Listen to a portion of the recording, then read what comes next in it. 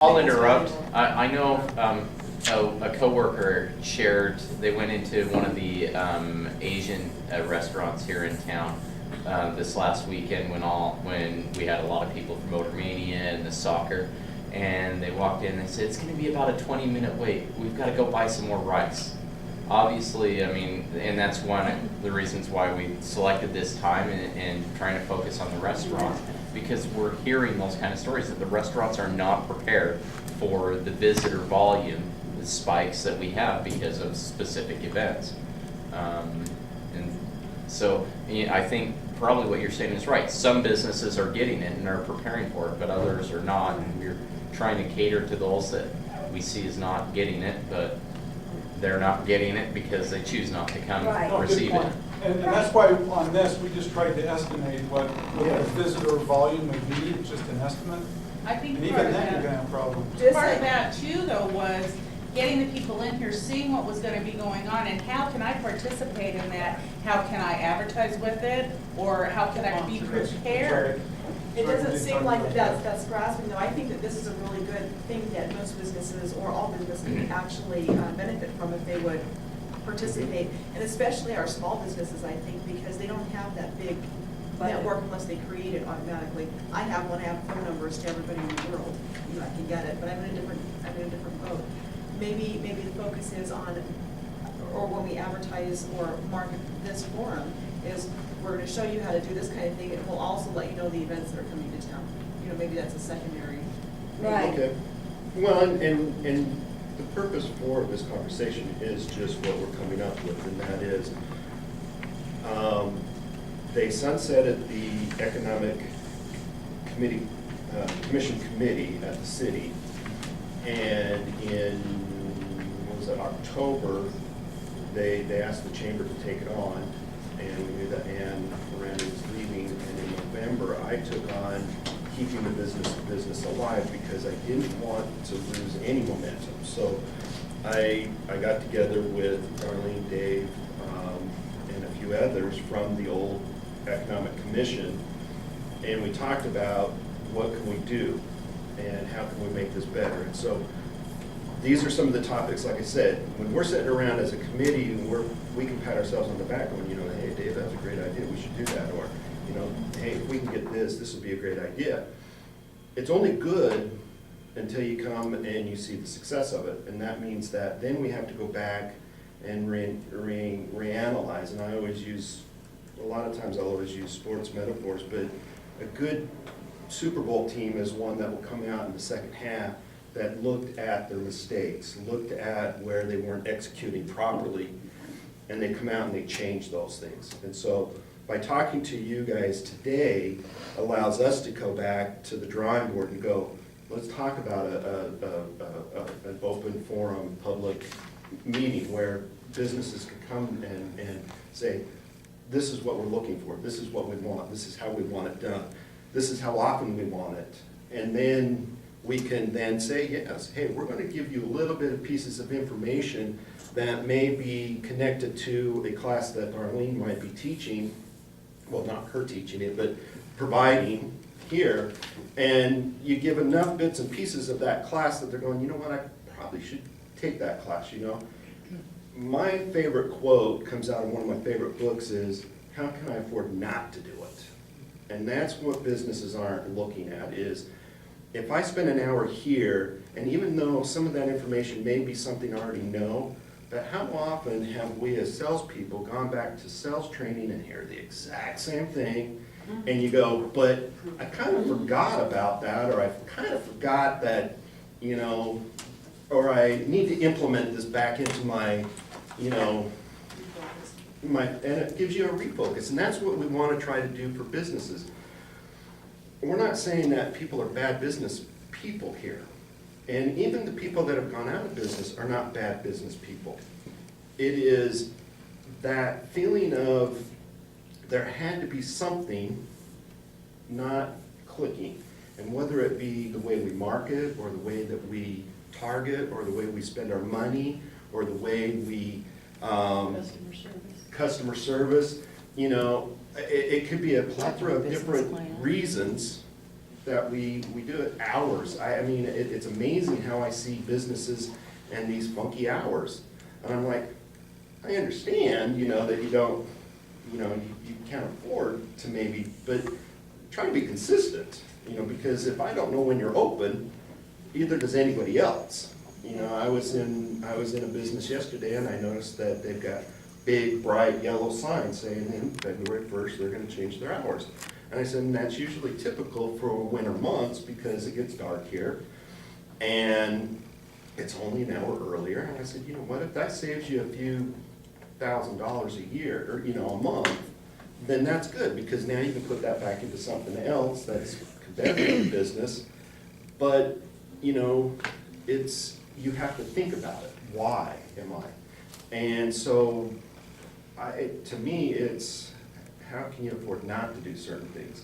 And I guess that's my thinking of how do we approach businesses to get onto that type of thinking is, how can you afford not to come in and get some information? How can you afford not to spend an hour doing this? How can you afford not to, bless you, spend 20, 30 minutes networking? You know, I used to work with a networking guru. She's owned 3 or 4 multi-million-dollar businesses, and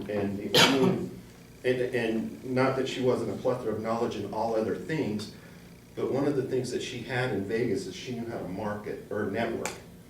And one of the things that I always saw with coming to different chamber events is how few people network. You know, we go to sit with the same people that we like and we know, and we don't introduce ourselves to the new people that are coming around. But she used to wear this, we used to call it the coat of many colors, and it was just totally obnoxious. And it had 2 pockets in it. And she said she put all the business cards in one pocket and all the good ones that she collected in the other pocket. She wore the obnoxious coat so people would remember her. And she said the reason why her coat had pockets is because men, for centuries, had something up on women, and that is, we have pockets, and so if we're giving out a business card, we're like this. And she says, women are going through their personal, and I know I have one, here's my tampon, here's my, you know, Kleenexes, and here's my keys, here's the kitchen sink, oh, here's my card, and they're gone. So she said, women, get an obnoxious jacket, put 2 pockets on it, and then she said, when she took cards, and you do the elevator speech, you know, that we all are supposed to give, she used to always say, I bend a card on whether or not I wanted to contact that person, if that was a viable person. Your card is your marketing tool, and we don't use them. And so how often do we do this? And that's the reason why even in this meeting, the last half hour is up to allowing people to network and collaborate and talk about things. And, well, yeah, it's still within my hour. So, so just, these are the things that I'm always thinking of, because I see businesses not doing them, and I'm thinking, you know, could they be doing this? Could they be, you know, getting more involved? And you know, over the last few months of seeing this, it always has been the same 5 to 10 people, and I'd like to see it bigger, and I'd like to see what we can do. So I appreciate all of the feedback that was given. You're asking the $50 million question that we've all been trying to answer for the last 20 years, though, is how do we get businesses to understand their own marketing plan? How do we get businesses to understand their own costs? How do we get businesses, unless somebody has a business background, you know, depending on where they came from, you can almost look at what businesses are going to be successful and what aren't. We talk about restaurants in this town, and seems to be a few people, and that is what seems to be the most turnover. We have a lot of coming and going with restaurants. There seems to be one man in town who can open a restaurant and make it work. How does he do that? Yeah, well, everybody else is closing. We got one guy opening them. Right. So this is what I'm saying, is that it's obviously, maybe we tapped into him. obviously in some ways in Mesquite, it's not really about our economy. It's about somebody's business acumen. It's about how they approach things. But we have all asked ourselves, you had a great idea. I thought one of the problems we have in Mesquite is the unavailability of to get the food here. Oh, Cisco. To like Yeah, Cisco, US will Foods. only, Right. they'll only, to the smaller businesses. You've talked about finding a way to do business clubs. The only other thing I can think of that may help, but like I said, we've all been looking at this question for years and nobody's found the magic bullet, is to say, why not start separate groups? Let's get a restaurant group going. Let's get a marketing group going, which we all are the ones that show up. We already got that one covered. But Well, you know what I've never seen at any of these meetings? Got that one together. Anybody in the car repair business. How many truck and car repair shops are there? Any of you ever seen one at any of these meetings? Ever? Never. Never. But I'm just saying, let's get some, I mean, it's like the MRA, The MRA is successful because the major players in that industry are involved in it.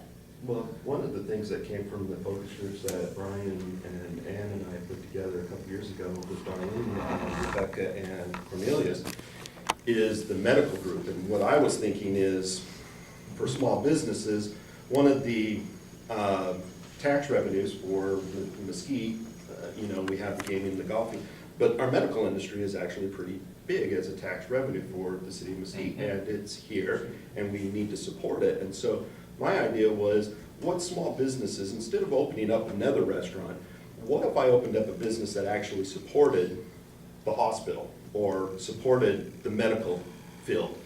And Well, they began the Mesquite Medical Coalition, and that's what and happened. Out of all of it's that pretty successful. came the medical coalition. Yeah. And they, how long, about 2 months holding hands with them, and then they were like, hey, we're off and going.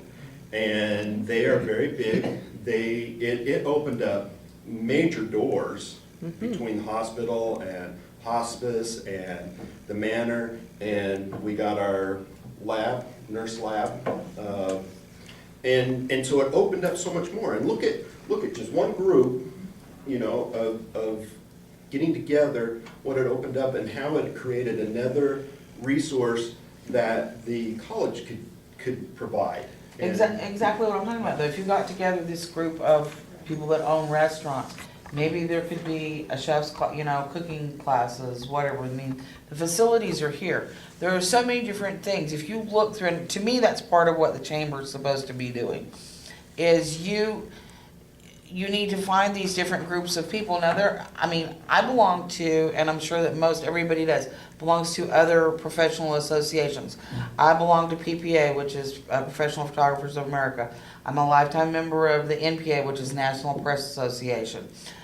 When we own the newspaper, it's NPA, the Nevada Press Association.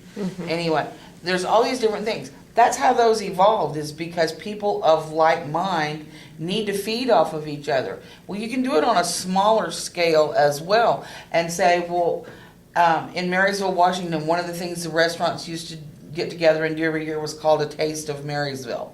All the restaurants or whatever will get together and have like a street fair and have their little booths, different ideas like that. You can find these different ways to get your product out there and highlight those products. And also, while yes, sometimes you are in competition for that same customer, I don't want to eat Chinese every night of the week. I don't want to eat Mexican food every night of the week. I don't want to eat a burger every night of the week. You've got to get it all out there, It's something that the subgroups, I think, at least it's an idea. I don't know if it'll work, if you can It's get them all to do about it. participation, and, I had a conversation with Kathy Lee last week, and, how's everything going with this Nitro Circus coming in and the off-road? It sounds like so much fun. How many people in this community are participating in that? That have the opportunity to I don't get. know, all I can say is that it's silly of them not to, because the heads are coming. They're gonna come here, there's no way, and the Eureka is not looking to service everyone 100%.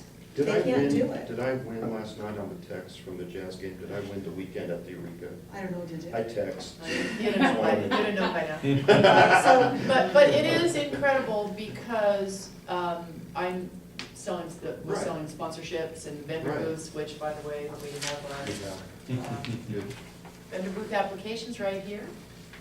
if anybody's interested, but Did you guys have these I already? was amazed at I how got many an email. businesses actually said, this doesn't, She's my this address. doesn't, go with me, this doesn't go with my Give her one business. And I anyway, said, just- what? And they're like, well, I just that way she'll know about it. sell high heels, or whatever, okay? I literally heard someone say, well, I sell high heels. Those people don't wear high heels. I'm like, really?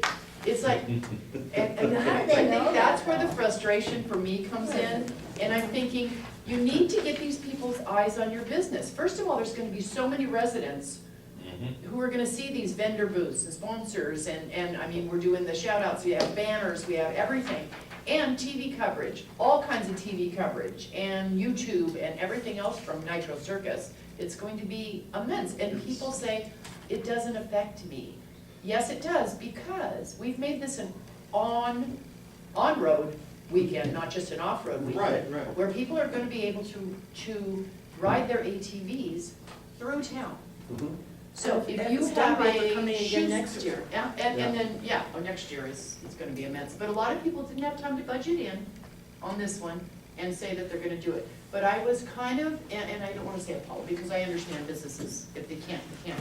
But I was amazed at how many businesses said, this doesn't. But doesn't it come back down to the question, how can I afford not to? Exactly, exactly. Well, and it boils down to, let's face it, it's $100 if you've got a business license in Exactly. Mesquite. How For can you 2 afford days. not to? For 2 days. For 2 days? Well, and it's For two- only a certain number of people that are coming to actually participate in the event. The majority of the persons here are to see it. Right. And if, I can tell you that I will go and enjoy the things that my husband enjoy, and then I'm gonna go look for shoes. Exactly. I'm going with you. Yeah. Yeah. Well, what